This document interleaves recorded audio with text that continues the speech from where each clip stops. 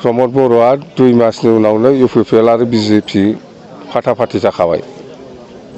2 मासनि उनावनो रिजाल्टनि उनावनो इउपिपिएल आरो बिजेपि फाटाफाटि जाखाबाय। बेहाय रायलायनांगौ जेबो गैया। दा बा मुस्लिमानो जा बेंगलियानो जा राजबंशियानो जा जोंनि दलाव हाजार हाजार जइन जागासिनो दं।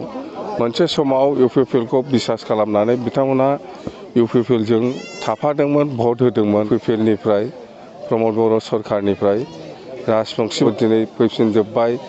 मथथे गासिबो जाथियानो जोंनाव जगदान जागासिनो दं, बेखौ नुनो मोनगासिनो दं। दा बेखौ नायनानै जोंनि बिपिएफ हान्जाया देरहानाया खाथां जानानै दं।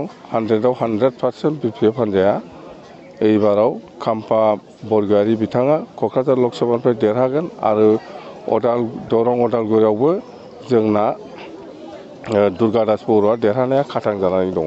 मथथे जोङो बिपिएफ बुंजायो बे 2024 सना माने जोङो सानै लिरनानै लाबोफादों।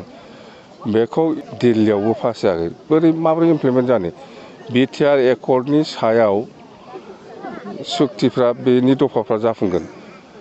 बिटिआर सुक्तिनि केबिनेटआव सावरायाखैयानो। बबे दफा